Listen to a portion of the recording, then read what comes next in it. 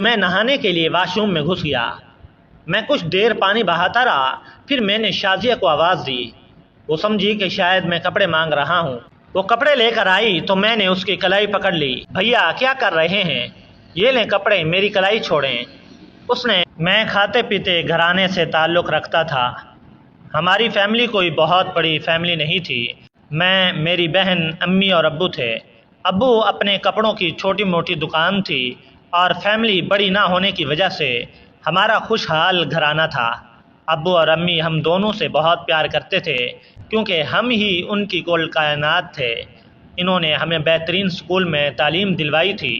یہاں تک تو سب ٹھیک تھا، لیکن میری عادتیں بہت خراب ہو رہی تھیں۔ اس کی وجہ میرے دوست تھے جو کہ مجھ سے بھی زیادہ امیر تھے۔ وہ ہر وقت کوئی نہ کوئی گھٹیا حرکت کرتے رہتے تھے۔ پہل تو مجھے یہ سب بہت برا لگا، لیکن پھر بھی میں ان میں شامل ہو گیا۔ کبھی امی ابو نے بھی کوئی نصیحت نہیں کی تھی۔ وہ ہمیں صرف ایک ہی نصیحت کرتے تھے کہ دل لگا کر پڑھنا اور اچھے نمبر لے کر آنا۔ اس طرح ہمیں کھلی چھٹی مل گئی اور امی ہمیشہ مجھے ابو سے بچا لیتی تھی۔ وہ میرے لیے پوری دنیا سے لڑنے کو تیار تھی۔ ان کو اگر کوئی یہ کہہ دیتا کہ تمہارا بیٹا بگڑ رہا ہے تو وہ اس پر برس پڑتی تھی۔ اس طرح میں سمجھ گیا کہ ماں کے ہوتے ہوئے مجھے کوئی کچھ نہیں کہہ سکتا۔ اس طرح میں کھل کر بدتمیزیاں کرنے پر اتر آیا۔ اب اسکول میں جن دوستوں سے مجھے چڑ تھی کہ وہ بہت بری باتیں کرتے ہیں، میں ان کے ساتھ بیٹھتا تھا، اور وہ جو مجھے مسجد کی کڑی کہتے تھے، اب وہ مجھ سے ہر بات کہتے مجھے بری لگتی تھی۔ لیکن اب مجھے وہ باتیں بری کہاں لگتی تھی؟ اب تو میرا ان کے بغیر دل ہی نہیں لگتا تھا۔ یوں میں گمراہ ہوتا گیا اور گناہوں کی دلدل میں دھنستا گیا۔ پھر ایک بار ہمارے اسکول میں پارٹی تھی۔ اس پارٹی میں یونیفارم نہیں بلکہ گھر کے نئے کپڑے پہن کر جانا تھا، کھانا اپنی طرف سے لے کر آنا تھا اور موبائل کیمرہ وغیرہ بھی لانا تھا۔ پھر وہ دن بھی آ گیا۔ اسکول میں ہر طرف جیسے رنگ ہی رنگ بکھرے ہوئے تھے۔ احسن اور شہروز اپنے کیمرے لائے ہوئے تھے اور سب ایک جگہ چھپ کر لڑکیوں کی فوٹو بنانے لگے۔ کسی لڑکے نے ہمیں دیکھ لیا اور ہماری کلاس ٹیچر کو بتا دیا، جس سے ہمیں بہت ڈانٹ پڑی۔ پھر کچھ دن بعد ہماری کلاس میں سرفراز صاحب آئے جو کہ ہمیں قرات پڑھاتے تھے۔ انہیں بھی وہ بات پتہ چل گئی تھی اور پھر وہ نرم لہجے میں سمجھانے لگے کہ یہ بات بہت بری ہے، لیکن ہم بیزار سے بیٹھے تھے۔ تبھی سر بولے، دیکھو بیٹا، تم لوگوں کو ہماری باتیں غلط لگتی ہیں۔ جب تم لوگوں پر گزرے گی تو تم کو تب ہی پتہ چلے گا۔ اگر تمہاری بہن کے ساتھ ایسا کرے تو تم لوگوں کو کیسا لگے گا؟ پھر احسن نے کھڑے ہو کر کہا، سر میری تو بہن ہی نہیں، ماں تو ہے۔ سر کے کہنے پر وہ ٹھٹائی سے مسکرایا، اس سے کیا ہوتا ہے؟ دیکھو بیٹا، یہ مت سمجھنا کہ تم کسی کی بہن کے ساتھ بدتمیزی کرو گے تو تمہاری بہن محفوظ رہے گی۔ یہ قدرت کا انصاف ہے، جب تم برا کرو گے تو تمہاری بہن کے ساتھ بھی ضرور برا ہوگا، اور پھر دیکھنا تمہاری ایک غلطی تمہاری پوری زندگی میں طوفان کھڑا کر دے گی۔ لیکن ہم نے ان کی کسی بات پر دھیان نہیں دیا اور اپنے کاموں میں مشغول ہو کر اپنی جوانی کی سیڑھی پر قدم رکھا۔ پھر کیا تھا، اب ہم پورا کام کرنے لگے تھے۔ لڑکی کو دیکھتے اس سے دوستی کرتے، پھر پیار میں مبتلا کرتے اور ہونٹل کے کمرے لے آتے جس میں آسن اور شروز پہلے سے ہی موجود ہوتے اور اس پر بھوکے بھیڑیے کی طرح جھپٹتے۔ وہ لڑکی چلاتی روتی، لیکن اس کی چیخیں کمرے میں دب کر رہ جاتی اور ہم لوگ مل کر انجوائے کرتے۔ پھر ایک دن میں کسی لڑکی کو اجاڑ کر گھر پہنچا تو گھر میں ایک بھولی بھالی معصوم لڑکی کو دیکھا۔ اس سے پہلے کہ میں اس سے کچھ پوچھتا، امی نے اس لڑکی سے کہا، جاؤ شازیہ بیٹی، یہ تمہارا بڑا بھائی ہے عدیل۔ وہ معصوم سی بھولی حسینہ مسکراتی ہوئی میری طرف آئی اور کہنے لگی، سلام بھیا۔ اس نے سر جھکایا تاکہ میں اس کے سر پر ہاتھ رکھوں، لیکن میں نے آگے بڑھ کر ٹھٹائی سے اسے باہوں میں بھر لیا، جس کا اس نے کوئی خاص نوٹس نہیں لیا، اور شرماتی مسکراتی تھوڑی دور ہو کر کھڑی ہو گئی۔ تبھی امی بولی، بیٹا یہ شازیہ ہے، اب یہ ہمارے ساتھ ہمارے گھر میں رہے گی، اسے بھی تم اپنی چھوٹی بہن ایمن کی طرح سمجھنا۔ امی نے کہا، او شازیہ، یہ آج سے تمہارا بڑا بھائی ہے اور تم بھی میری طرح اس پر اپنا حق جتانا۔ ایما نے مسکراتے ہوئے کہا تھا، شازیہ دیکھنے میں تو بھولی بھاری لڑکی لگتی ہے، लेकिन वो गजब की खूबसूरत और हसीन थी। शाजिया अम्मी की दूर परे की एक रिश्तेदार की बेटी थी। अम्मी और शाजिया की माँ बहुत अच्छी दोस्त भी थी। शाजिया के 2 भाई थे, उसके माँ बाप वफात पा चुके थे। दोनों भाई भी शादीशुदा थे और वो उसकी ज़र्रा भी परवाह नहीं करते थे। दोनों अपनी बीवियों में मस्त थे और उसकी भाभियाँ इससे खार खाती थीं। आए दिन इनसे झगड़ा करती थी, इसलिए वो अम्मी के साथ आ गई थी। अम्मी तो वैसे भी हकूक़ुल लिबास से वाकिफ़ थी, सो वो उसे खुशी से साथ ले आई। और यूं मासूम सी भोली भाली शाजिया बेफिक्र होकर इसे अपना घर समझने लगी। शाजिया को जो काम बताया जाता डट कर वो काम करने लगती और वो मेरे काम तो बहुत ही शौक से करती थी। एक दिन मैंने कपड़े इस्त्री करने का कहा था, वो गुनगुनाते हुए मेरे कमरे में दाखिल हुई। अदील भाई, कौन से कपड़े इस्त्री करूं? उसने मासूमियत से पूछा था और मेरे अंदर का दरिंदा आहिस्ता आहिस्ता जागने लगा था। वो सफ़ेद वाले कर दो, मैंने गुनगुना कर कहते हुए कहा। नहीं अदील भाई, आज आप ये वाले कपड़े पहनो, देखो कितने प्यारे लग रहे हो, इतने कपड़े दिखाते हुए कहा और मैंने उसे ज़ोर से अपने गले लगा लिया। इससे पहले कि मैं कोई पेशकदमी करता वो पीछे हुई और उसकी आंखों में आंसू थे। क्या हुआ? मैंने हैरानगी से पूछा। कुछ नहीं भैया, मैं सोच रही थी इतना प्यार तो कभी मेरे सगे भाई ने भी नहीं किया जितना आप करते हैं। उसने आंसू साफ किए और बाहर निकल गई और मैं शैतानी सी हंसी हंसता हुआ उसे देखता रहा और सोचता रहा कि सब्ज़ा तो ये फ्रेश घर में ही मौजूद है, एकदम नरम। और सोचकर मैं हंसने लगा। मुझे शैतानी ख्याल आ रहे थे और मैं ये भी नहीं सोच सका कि वो भोली भाली लड़की मुझे भाई मानती है और वो तो इतनी मासूम है कि मेरी हर बुरी बात को समझती ही नहीं, बल्कि वो समझती है कि मैं भाई होने के नाते उसे गले लगाता हूँ। फिर कुछ दिन बाद सब घर वालों को मोहल्ले में किसी की शादी में जाना था। शाजिया ने जाने से इनकार कर दिया और मैंने भी मौका गनीमत जानकर इनकार कर दिया। इतना अच्छा मौका फिर नहीं आ सकता था। सारे अफराद जा चुके थे तो मैं नहाने के लिए वाशरूम में घुस गया।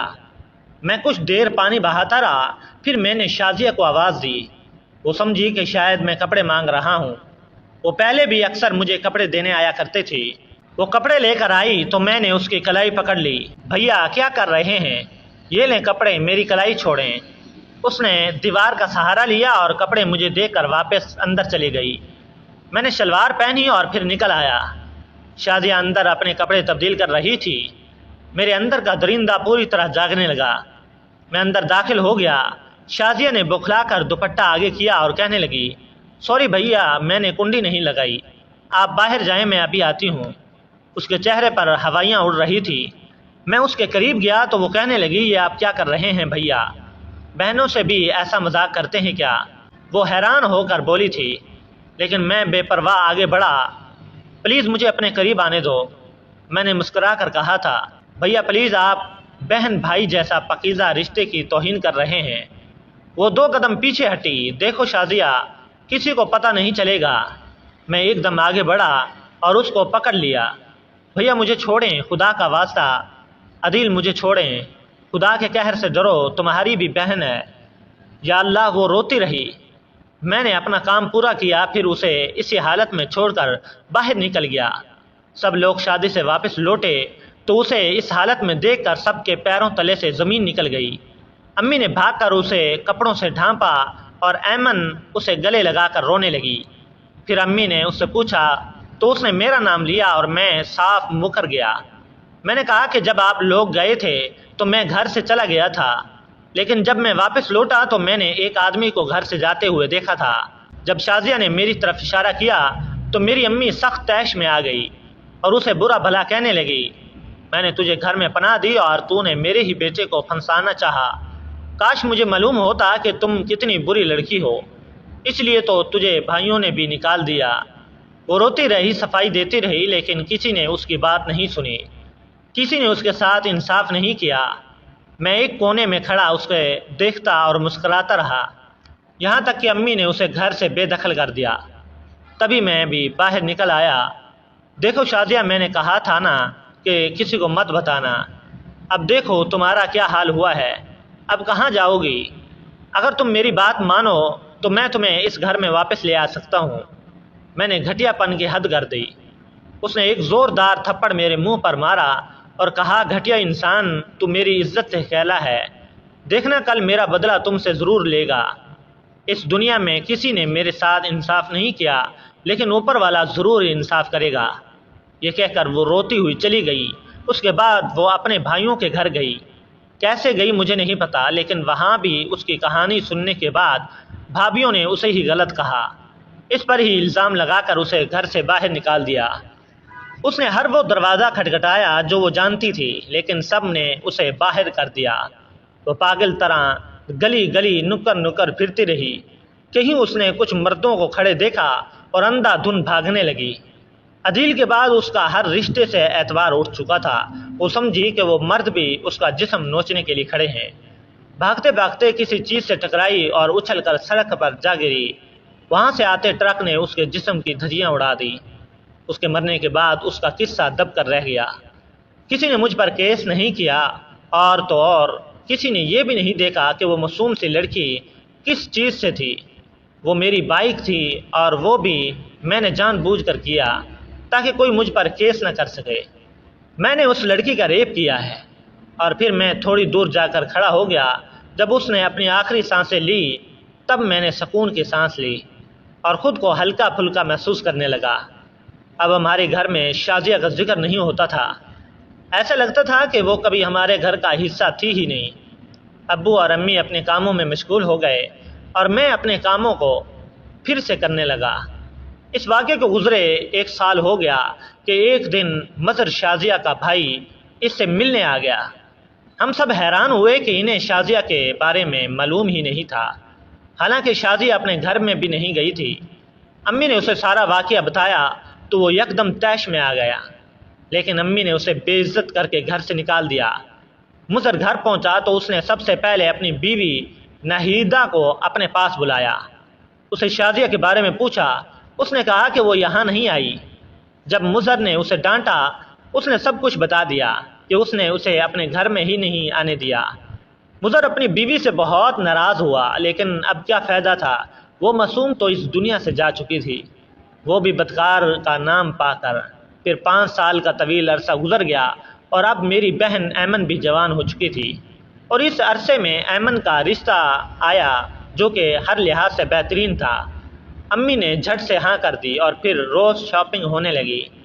ऐमन का सारा जहेज़ इकट्ठा हो चुका था। मैं भी बहुत खुश था, और होता भी क्यों, आखिर मेरी बहन की शादी थी। और जहाँ तक शाजिया का किस्सा था, इससे तो मैं बिल्कुल भी शर्मिंदा नहीं था, क्योंकि मैंने तो शाजिया जैसी कई लड़कियों को उजाड़ा था और मुझे कोई पछतावा भी नहीं था। कभी कभी मैं सोचता था कि लोग कहते हैं जो दूसरों के साथ कुछ करता है उसके साथ भी वही होता है, लेकिन मेरे साथ ऐसा कुछ नहीं हुआ था। अब तो मेरी बहन की शादी भी हो रही थी। ये सोचकर ही मैं पुरसुकून था, लेकिन कहते हैं ना कि अल्लाह के आगे देर है अंधेर नहीं। इस तरह ऐमन को माओं में बिठा दिया गया और अम्मी अब्बू बाज़ार फर्नीचर का सामान देखने चले गए। मैं ऐमन के पास आया और कहा कि तुम खाना मत बनाओ, मैं होटल से लेकर आता हूँ। मैं मुस्कुराता हुआ बाहर निकल गया। होटल हमारे घर से थोड़ी ही दूर पर था, इसलिए खाना लेते हुए मुझे कुछ देर हो गई। खैर, मैं खाना लेकर वापस आया तो मैंने अपने कमरे के सामने लोगों का हजूम देखा, जिन्होंने हाथों में मोबाइल ले रखे थे। मैं भीड़ को चीरता हुआ अंदर दाखिल हुआ तो हैरान रह गया। सहन में मेरी बहन बरहना हालत में पड़ी हुई थी, ठीक वैसे जिस तरह शाजिया को छोड़कर गया था। मैं काम कर रह गया और लोग खड़े इसकी तस्वीरें बना रहे थे। मैंने जल्दी से उसे उठाया और कमरे में ले गया। अम्मी अब्बू भी आ गए, वो भी ये सब देखकर रोने लगे। मुझे शाजिया याद आने लगी थी जो मुझे भैया थी, और हर वो लड़की याद आने लगी जो मुझे बहन का वास्ता देती थी। आज मुझे पता चला कि जब अपनी बहन के साथ ऐसा होता है तो कैसा लगता है। मैंने पूछा कि किसने किया। एक आदमी ने कहा, अख्तर ने। मैंने शदीद गुस्से में उसके घर की तरफ दौड़ा। वो खाना खा रहा था। मैंने घर में दाखिल होते ही उसका गला दबाकर उसकी जान ले ली। इसी असना में किसी ने पुलिस को फ़ोन कर दिया और वो मुझे पकड़ कर ले गई। इसके बाद मुझे अदालत में ले जाया गया, जिसमें मैंने अपने सारे अगले पिछले गुनाह कबूल किए कि शाजिया से मैंने ज़बरदस्ती की थी। امی ابو سینہ تھام کر رہ گئے اور مضر اور اظہر کی بیویاں شرمندہ سی نظر چرا گئی۔ میں نے سارے گناہ قبول کر لیے تھے، اس لیے عدالت سے مجھے عمر قید ہو گئی۔ آج پورے 11 ماہ ہو گئے ہیں مجھے جیل میں بیٹھے ہوئے، اور اس سب کا میں خود ذمہ دار ہوں۔ میں نے اپنی زندگی اپنے ہاتھوں سے ختم کر ڈالی۔ شازیہ صحیح تھی کہ قدرت ضرور انصاف کرے گی، اور وہ ٹھیک کہتی تھی۔ آج قدرت نے انصاف کر دیا تھا، یہی میری سزا تھی۔ مجھے والدین کی خدمت کرنی چاہیے تھی۔ میں جیل میں آ گیا تھا، میری بہن کی میرے کرموں کی وجہ سے شادی ٹوٹ گئی تھی۔ اگر میں شادی کر لیتا اور ایک عزت دار زندگی گزارتا، لیکن اب کیا ہو سکتا تھا؟ شازیہ روز میرے خواب میں آتی تھی اور مجھے کہتی، عدیل تمہیں سزا ضرور ملے گی، اور جب مجھے ملی تو وہ ایک دن مسکراتی ہوئی آئی۔ دیکھا عدیل، کسی نے میرے ساتھ انصاف نہیں کیا، لیکن قدرت کا انصاف دیکھو، اس نے میرا کیسے انتقام لیا۔ اتنے عرصے میں عدیل کی ماں صرف 2 بار ہی اس سے ملنے آئی تھی۔ وہ ماں جو اس کے لیے ساری دنیا سے لڑنے کو تیار تھی، وہ آج اس کی وجہ سے اپنے خاندان سے کٹ کر رہنے لگی تھی۔ پہلی ملاقات پر اماں نے کہا تھا، عدیل مجھے یہ کہتے ہوئے بہت شرم محسوس ہو رہی ہے کہ میں نے تجھ جیسے کو جنم دیا، اور دراصل غلطی میری ہے کہ میں نے تجھے اگر شروع ہی سے لڑکیوں کی عزت کرنا سکھائی ہوتی تو آج یہ نوبت نہ آتی۔ میری بہن ایک زندہ لاش بن کر رہ گئی، اور یہی حال اب میرے ماں باپ کا بھی ہے۔ گلی سے گزرتے ہوئے انہیں کتنی ذلت اٹھانی پڑتی ہے یہ تو وہی جانتے ہیں، لیکن ایک بات طے ہے، انسان کچھ بھی کرے، بالخصوص برائی، تو اس سے پہلے اپنا انجام بھی اچھی طرح سوچ لے، کیونکہ خدا کی لاٹھی بے آواز ہوتی ہے۔ اگر آپ کو ہماری ویڈیو اچھی لگی ہے تو اسے لائک کریں، اور مزید اچھی ویڈیوز دیکھنے کے لیے شیئر کریں۔ ہمارے چینل پر نئے ہیں تو سبسکرائب کریں۔